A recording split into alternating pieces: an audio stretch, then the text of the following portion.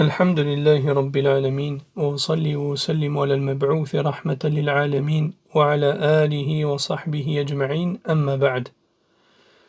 Le cours d'aujourd'hui, bi'idhnillah, portera sur la secte de Tabligh, Jama'at al-Tabligh. La question qui a été donc posée à Cheikh Salih al-Fawzan est: certaines personnes du groupe de Tabligh, à titre d'exemple, disent: nous nous efforçons de suivre la voie des gens de la Sunna et du groupe, mais certains parmi nous peuvent faire des erreurs. Comment se fait-il donc que vous portiez des jugements sur nous et que vous mettiez en guerre contre nous? Le grand savant Cheikh Salih al-Fawzan a répondu, hafidhahullah ta'ala, concernant le groupe de Tabligh, des livres ont été écrits sur eux par ceux qui les ont fréquentés et les ont étudiés. Ils ont écrit beaucoup de choses à leur sujet et ont diagnostiqué leurs erreurs. Lisez donc ce qui a été écrit les concernant, afin que le jugement qu'il faut avoir vous apparaisse clairement. Et alhamdulillah, il nous a dispensé de devoir suivre un tel ou un tel. Nous avons le chemin des gens de la Sunna et du groupe. Nous nous y tenons et nous n'avons pas besoin du groupe d'établir ou d'autres qu'eux. Nous n'en avons pas besoin. Qu'y a-t-il donc après la vérité si ce n'est l'égarement? Quant à ce qu'ils sont réellement, de nombreuses choses ont été écrites à leur sujet. Lisez-les et vous saurez. Ceux qui ont écrit sur eux, ceux-là les ont fréquentés, ont voyagé avec eux et se sont mélangés à eux. Ils ont écrit sur eux en connaissance de cause et en se basant sur des preuves. Fin de la parole et de la réponse du Cheikh Salih al-Fawzan, hafidhahullah. Notre Cheikh Ali Ramli a commenté cela en disant: donc cette question maintenant tourne autour de Tabligh, du groupe de la secte de Tabligh. Mais il faut tout d'abord savoir que l'appel à Allah subhanahu wa ta'ala fait partie des plus grandes adorations. Et il incombe également de bien comprendre ce qu'est l'appel à Allah subhanahu wa ta'ala, afin que les choses ne deviennent pas confuses pour nous. Et l'appel à Allah subhanahu wa ta'ala est celui dont Allah subhanahu wa ta'ala a dit le concernant: Ud'u ila sabili rabbika bil hikmati wal maw'izati al hasanati wajadilhum billati hiya ahsan inna rabbaka huwa a'lamu biman dhalla an sabilihi wa huwa a'lamu bil muhtadin. Traduction du sens rapproché du verset: par la sagesse et la bonne exhortation, appelle les gens au sentier de ton Seigneur et discute avec eux de la meilleure façon. Certes, ton Seigneur connaît le mieux celui qui s'égare de son sentier, et c'est lui qui connaît le mieux ceux qui sont bien guidés. Et Allah subhanahu wa ta'ala dit également: قُلْ هَذِهِ سَبِيلِي أَدْعُو إِلَى اللَّهِ عَلَى بَصِيرَةٍ أَنَا وَمَنِ اتَّبَعَنِي وَسُبْحَانَ اللَّهِ وَمَا أَنَا مِنَ الْمُشْرِكِينَ. Traduction du sens rapproché du verset: dis, voici ma voix, j'appelle les gens à la religion d'Allah, moi et ceux qui me suivent, nous basant sur une preuve évidente. Et gloire à Allah, je ne suis point du nombre des polythéistes. Donc l'appel à Allah subhanahu wa ta'ala, donc l'appel doit être fait vers le sentier d'Allah subhanahu wa ta'ala, vers la voie droite. Et cet appel doit être fait pour Allah subhanahu wa ta'ala. Tu appelles les gens à cela. Et le chemin qui mène à Allah subhanahu wa ta'ala, nous l'avons clarifié dans les cours précédents. Et la voie droite est celle sur laquelle étaient les compagnons du prophète sallallahu alayhi wa sallam. Et c'est cette voie, ce chemin que nous appelons les gens à suivre, que nous prenons pour juge. Et nous jugeons les gens et leurs actes selon cette voie.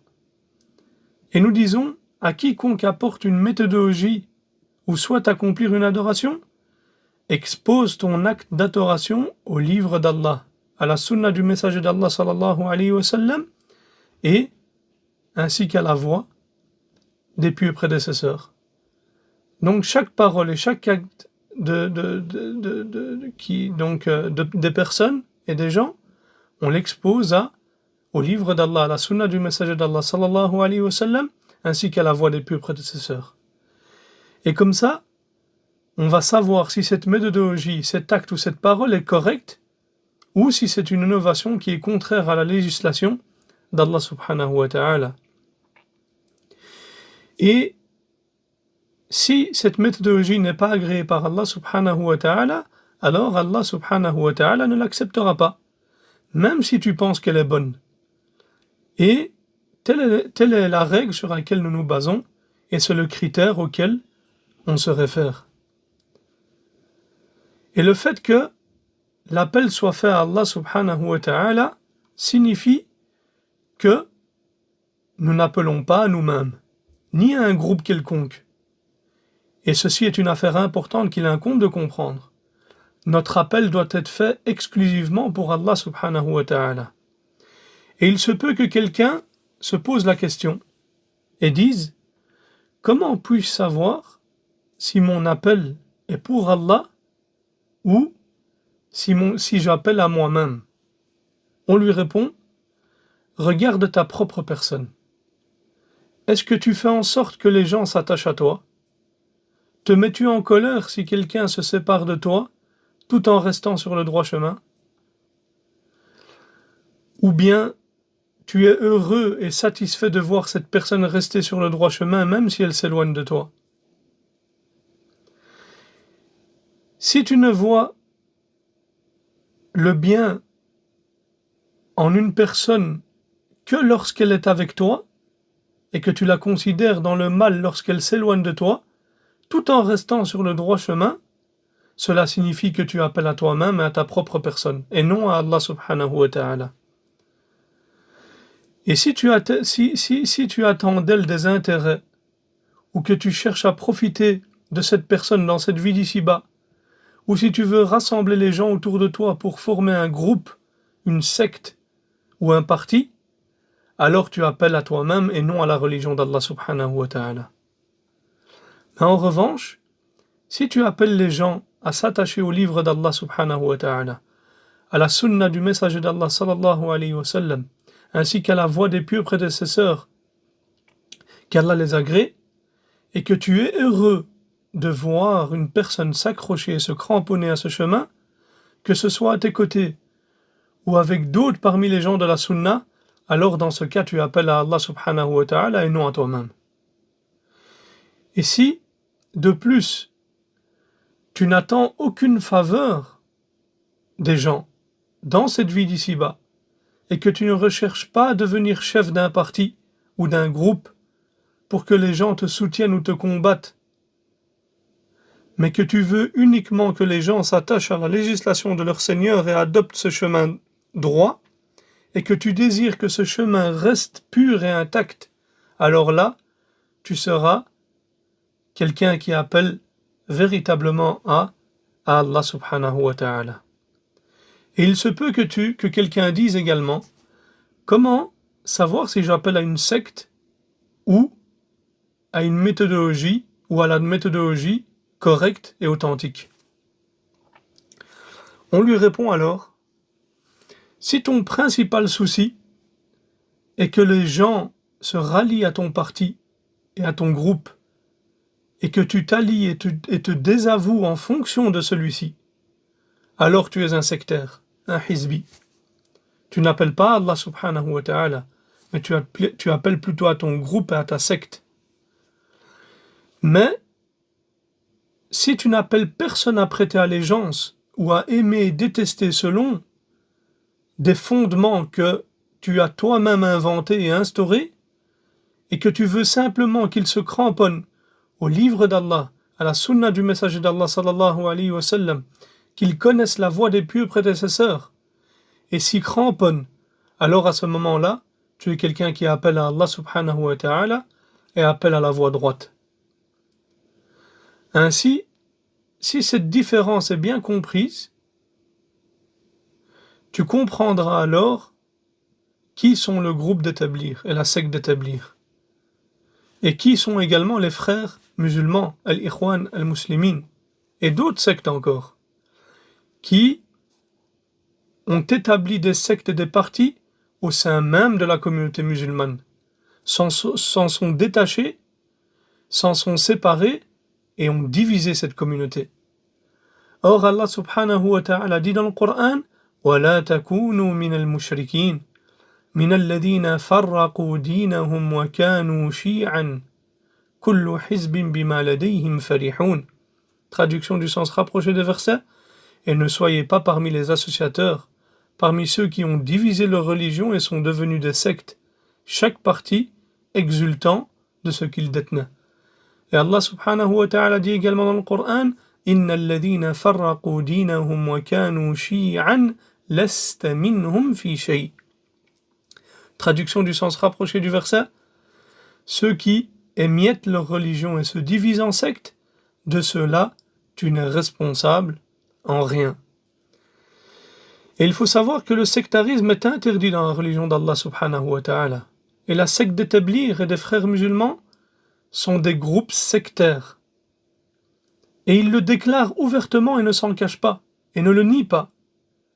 Tu pourras même constater qu'ils ont des chefs, une constitution, et qu'ils prêtent allégeance à leur chef selon cette constitution.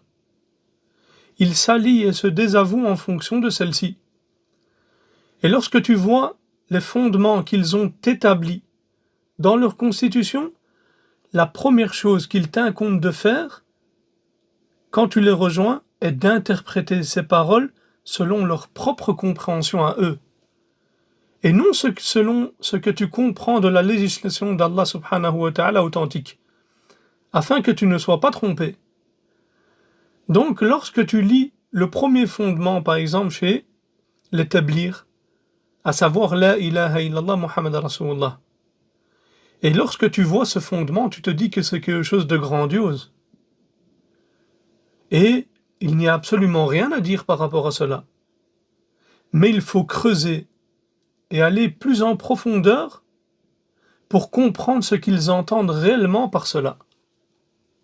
Et certains parmi eux font allusion à la croyance en l'unicité de l'existence, wahdat al-wujud. Et c'est ce que certains ont rapporté d'eux. Et par exemple, par rapport qu'Allah subhanahu wa ta'ala donc est partout. C'est ça wahdat al-wujud.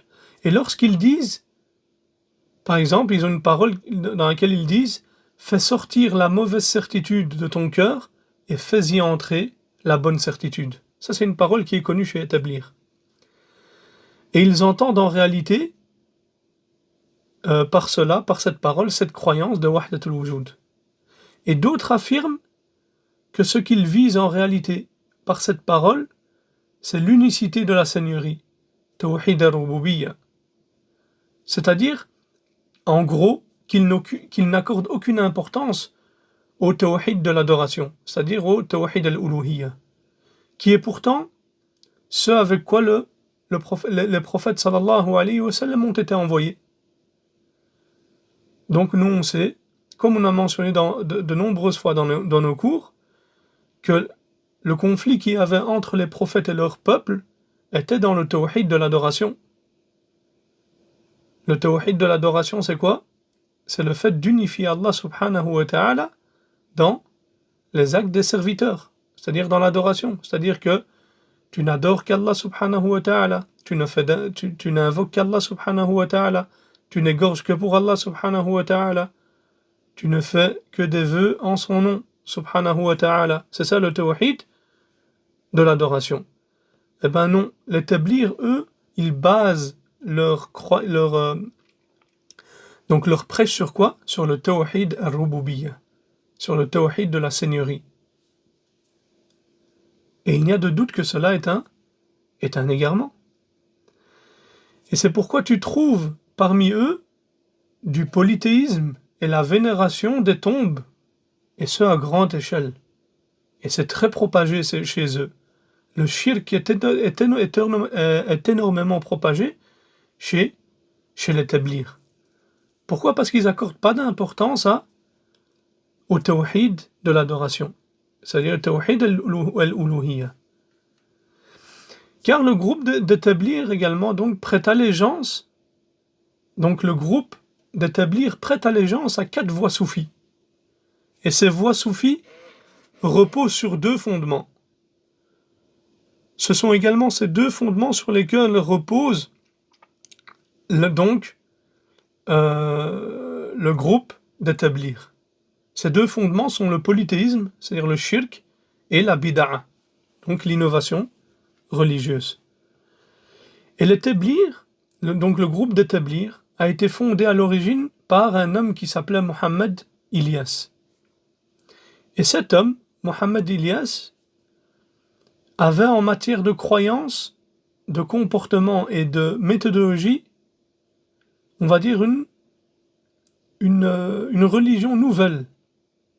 Et ce qui est voulu ici on dit une religion nouvelle, ça ne veut pas dire qu'on les fait sortir de l'islam, mais qu'il est venu plutôt avec quelque chose de nouveau.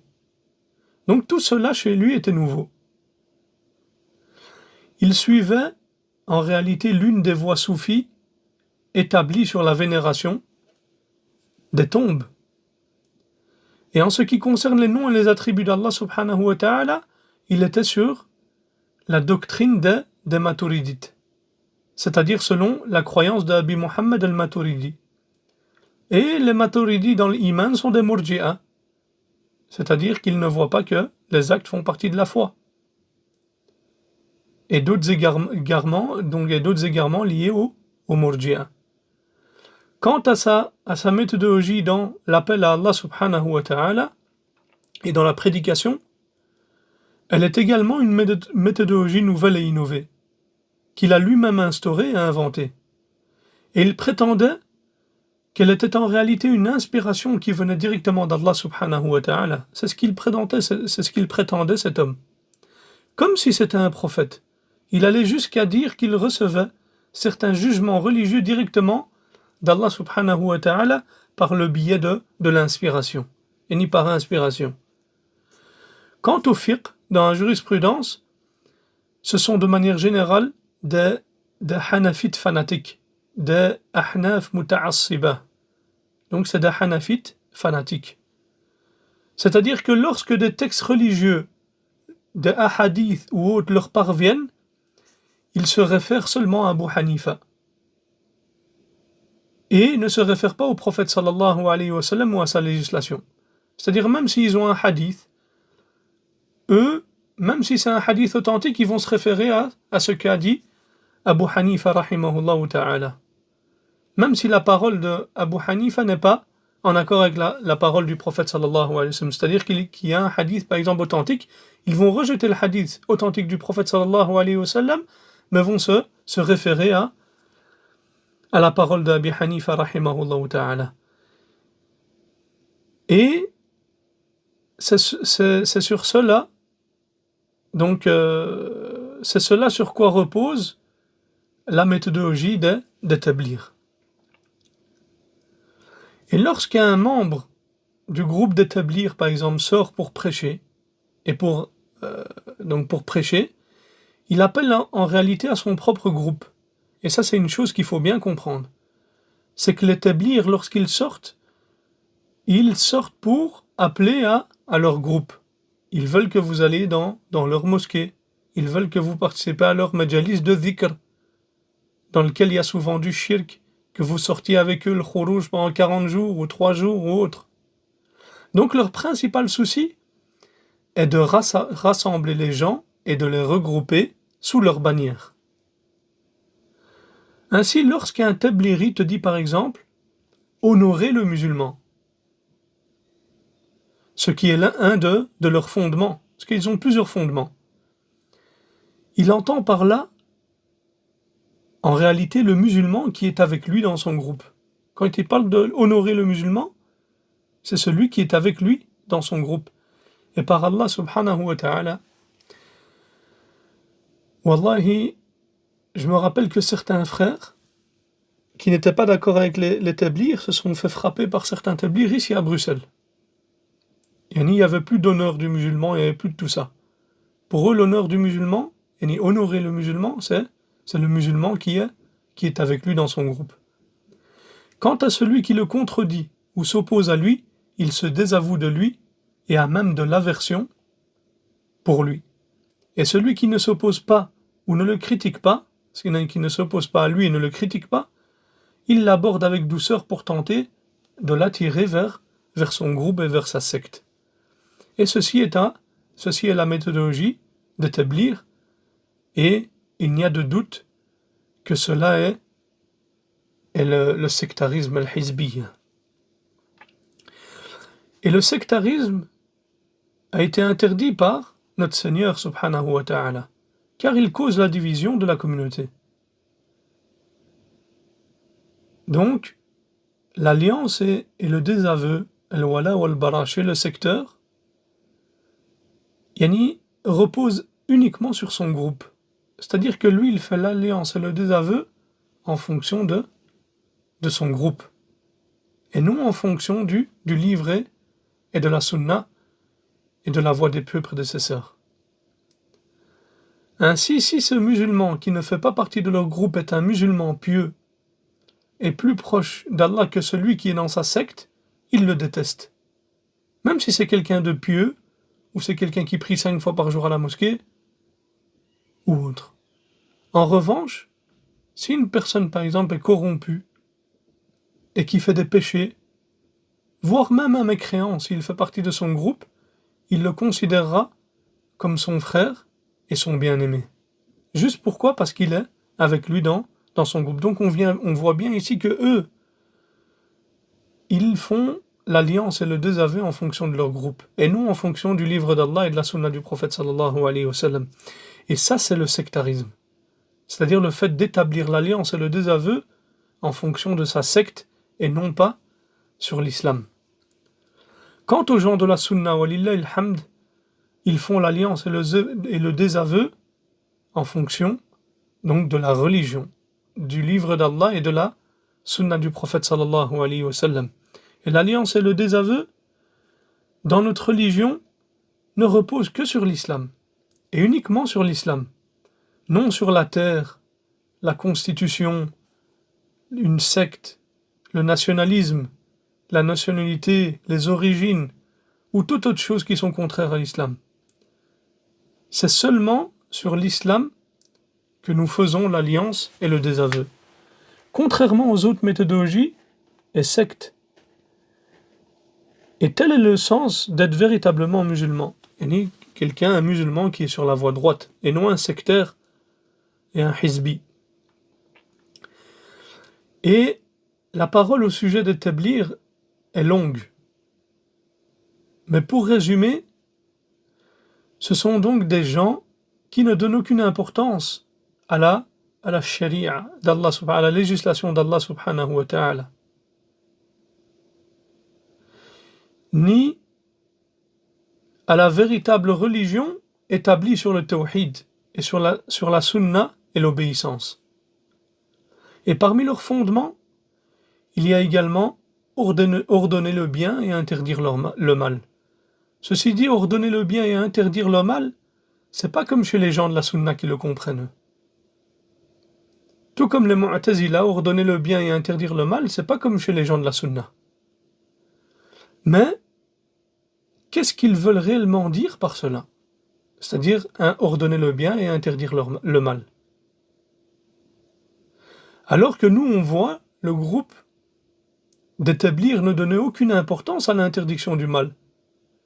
Et ils ne dénoncent aucune des choses blâmables. Bien au contraire, on trouve parmi eux beaucoup de gens et beaucoup de choses blâmables. Et ça, on peut le voir, ikhwa. Vous pouvez le voir, même quand ils viennent dans les mosquées ou autres, ces gens-là appellent à eux-mêmes. Ils n'interdisent pas le blâmable.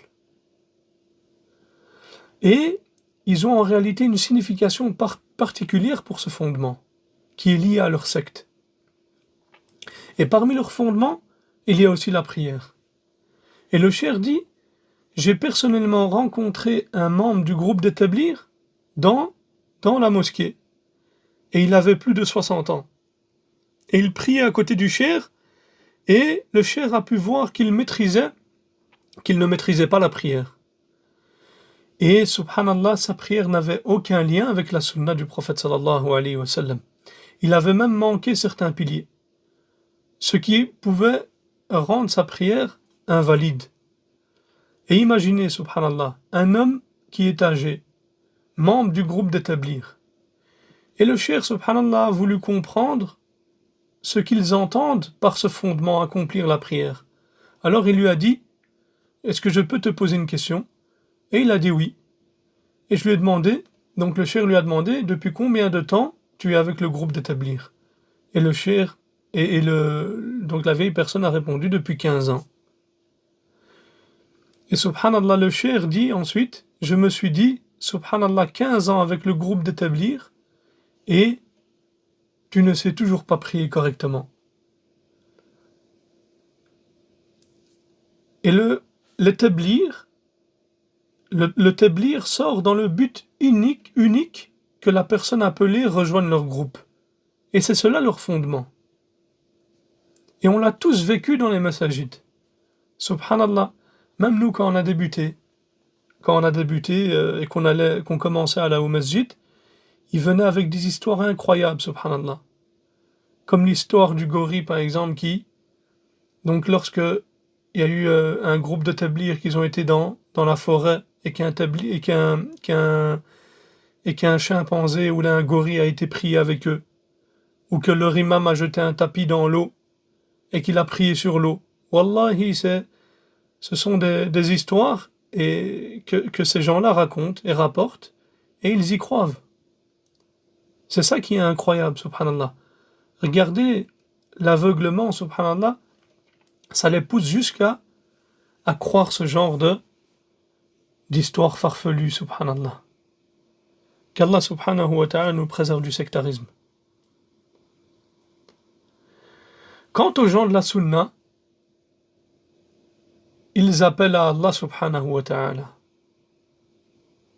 Mais qui est en réalité Allah subhanahu wa ta'ala vers lequel les tablirs appellent? Et où est la législation d'Allah à laquelle ils appellent les gens? En réalité, ils appellent les gens qu'à leur groupe. Sinon, où est l'enseignement du tawhid? Et on les voit dans les mosquées. Est-ce qu'ils parlent de tawhid là? Où est la mise en garde contre le polythéisme? Il n'y a pas de mise en garde contre le polythéisme. Au contraire, ils ont du polythéisme. Et où est l'enseignement de la sunna et de la guidée du prophète sallallahu alayhi wa sallam? Où est la mise en garde contre les innovations? Leur religion entière repose sur les innovations. Alors comment pourrait-il avertir les gens contre celle-ci? Alors que leur méthodologie entière repose sur les innovations. Et en réalité, et celui qui médite et qui réfléchit et qui regarde ces gens-là se dit, mais qui sont ceux en réalité qui sortent prêcher chez eux? C'est qui sort? Qui sont les gens qui sortent appeler à Allah comme ils disent et à faire da'wah? Par Allah, ce sont des ignorants. Et ils sont tous ignorants, car ils ne se préoccupent pas de la science religieuse. Et chez les tablirs, la science, on la laisse derrière soi. Vous savez, subhanallah, certains convertis, après 10 jours après 10 jours après qu'ils aient embrassé l'islam, ils se retrouvaient à aller faire un khurouj et à appeler les gens à l'islam pendant 3-4 jours. Et ils venaient de rentrer dans l'islam. Le pauvre, il savait même pas c'était quoi encore l'islam. Peut-être qu'il ne connaissait même pas encore le sens de la ilaha illallah. Et ils le prenaient déjà pour aller faire da'wah et appeler à leur groupe. C'est pour ça que leur da'wah à eux est basée sur et repose sur l'ignorance. Et la majorité des tablirs sont très très ignorants.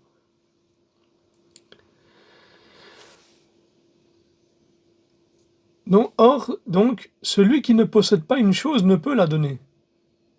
Comment peut-il enseigner et transmettre alors qu'il ne connaît ni le tawhid, ni la sunna, ni la législation religieuse, ni même ce qu'est une innovation, donc une innovation pour pouvoir en avertir les gens. Et voilà la méthodologie d'établir, et voilà leur fondement. Et il se peut que quelqu'un dise, tu calomnies les tablighs. Ce que tu dis ne se trouve pas en eux. J'ai regardé, j'ai vu. Mais ce que tu dis, ô cher, on ne retrouve pas ces caractéristiques en eux.